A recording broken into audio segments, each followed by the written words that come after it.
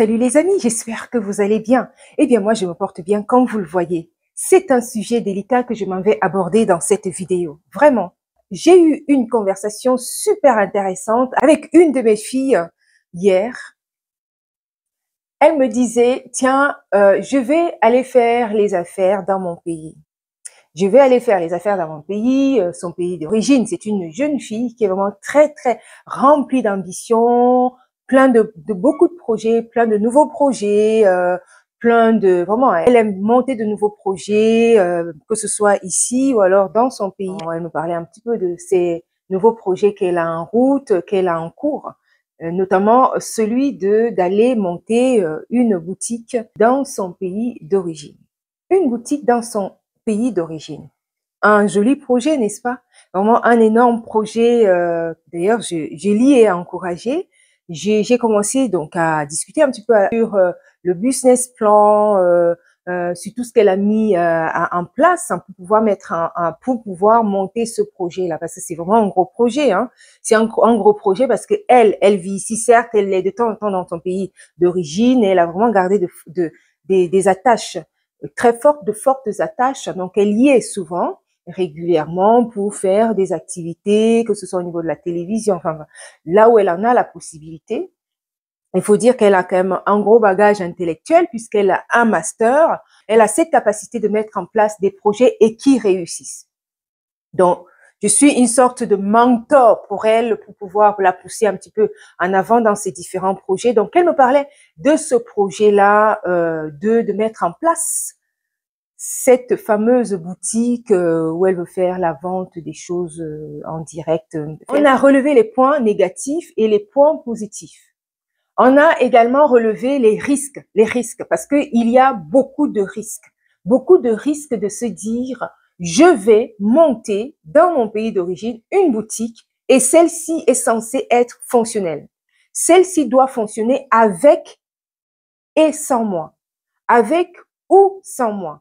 Donc, tout cela a été à évaluer et puis vraiment à regarder dans les détails.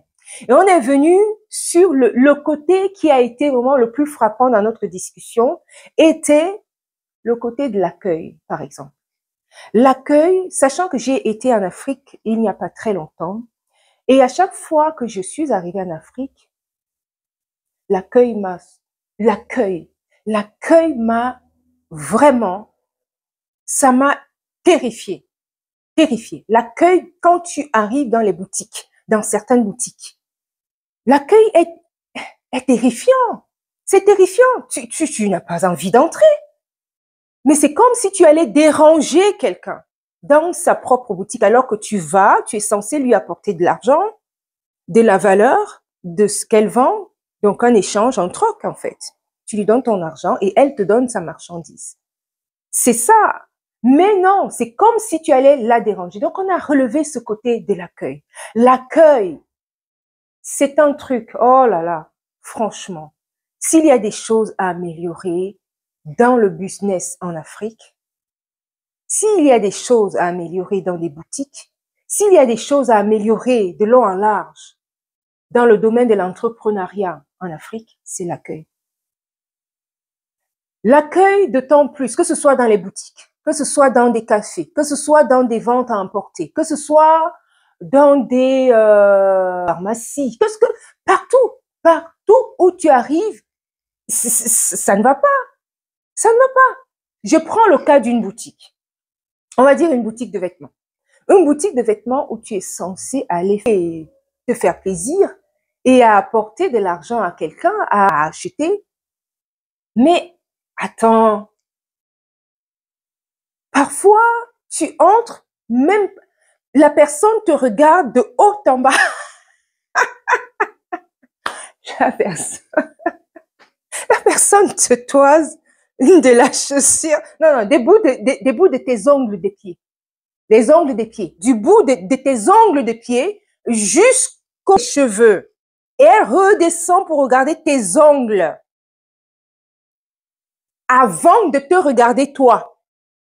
Ou alors de te dire bonjour. Si, d'ailleurs, tu arrives à décrocher le bonjour de ses lèvres. Parce que ça encore, il faut monnayer le bonjour. Quand tu entres dans une boutique, Dites-moi si j'exagère. Je ne sais pas, peut-être que j'exagère, hein. Et peut-être que c'est des cas que moi j'ai vécu et que peut-être que c'est moi qui ai ressenti ça. Est-ce que vous également, vous avez remarqué ça? Que quand tu arrives dans une boutique, dans une, je sais pas, dans une échoppe, où tu es censé acheter quelque chose, apporter de l'argent, écoute, mais le bonjour, pour décrocher le bonjour, mais c'est comme si tu allais la supplier. Mais c'est pas possible. C'est pas possible. Et pendant notre discussion avec elle, je lui disais, fais quand même attention parce que le fait que tu sois à distance, tu ne seras pas là tout le temps. Donc, tu ne verras pas exactement ce qui se passe tout le temps. Donc, bien sûr, elle ira sur place. Elle m'a dit qu'elle ira sur place pour pouvoir rester un bon moment avec eux et pouvoir les rôder, les rôder. Bon, après, elle me disait non, mais c'est aussi que il y a que c'est pas les gens qui se comportent comme ça parce que ça existe aussi dans son pays d'origine. Ça là, c'est pareil en Afrique de l'Ouest. J'ai été abasourdie que dans ce que je vis en Afrique centrale, c'est aussi en Afrique de l'Ouest.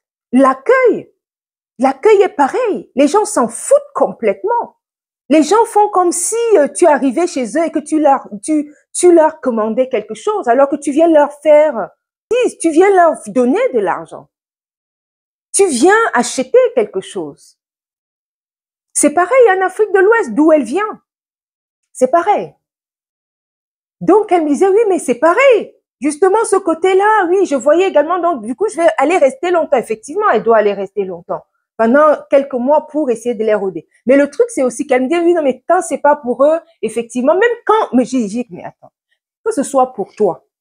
Les gens qui viendront dire, non, mais parce que c'est pas pour eux, donc c'est comme pour ça qu'ils, même j'ai vu que même si c'est ta propre boutique, tu te comportes comme si on venait te déranger. Combien de fois j'ai vu ça? J'étais choquée. Dis, mais attends, moi, je veux vendre.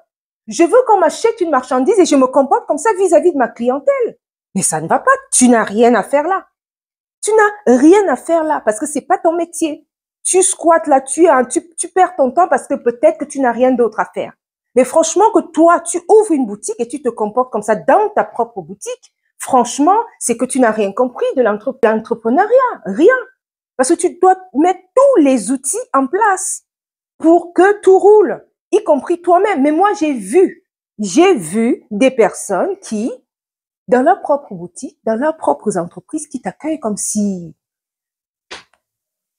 tu allais les déranger. Et ça, c'est un vrai problème. Il faut appeler des centres de formation. Moi, je peux former, par exemple. C'est mon domaine. Donc, je peux former. Il faut appeler des centres de formation pour venir vous aider.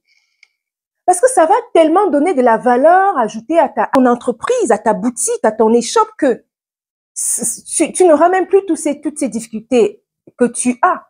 Parce que quand tu as cet accueil-là, quand tu as cet accueil exécrable, qu'est-ce qui se passe? C'est à quoi? C'est que tu arrives, les gens, ils sont impolis.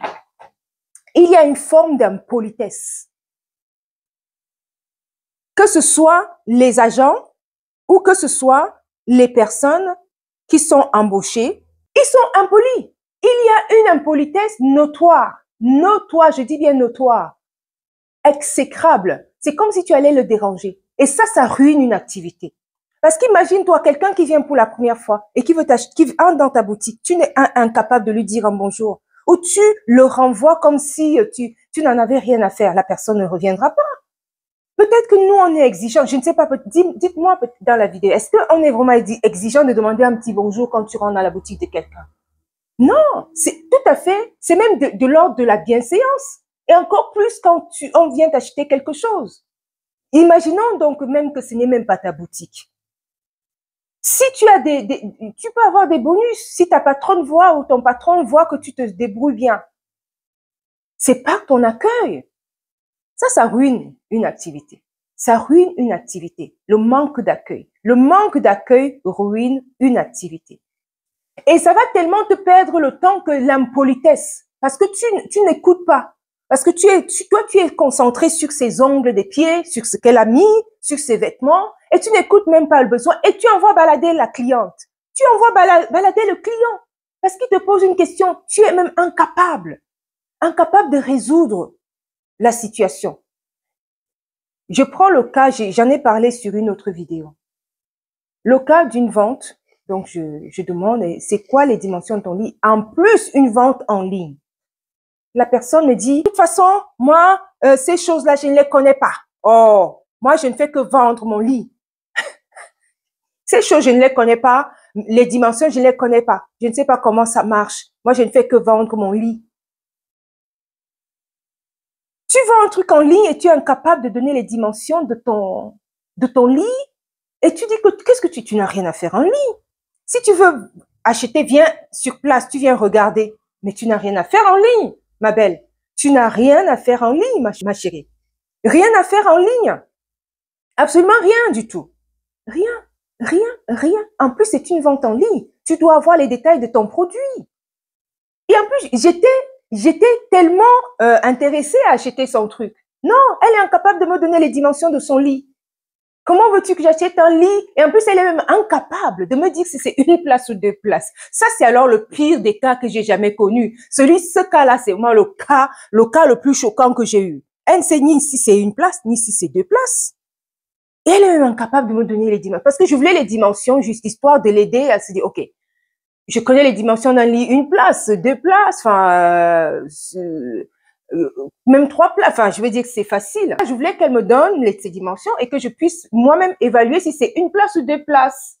Non, même les dimensions, elle est incapable. Donc, tu manques d'écoute, manque de bienveillance vis-à-vis de ta clientèle. Tu chasses ta clientèle, tu les chasses. Tu les chasses avec cette attitude-là. Ils ne reviendront pas. Et c'est une perte de temps inutile pour ta patronne si c'est pas ta boutique. Et pour toi, tu perds beaucoup parce que demain, ta patronne verra peut-être que si, ou ton patron, que si ça ne marche pas, prendra quelqu'un d'autre.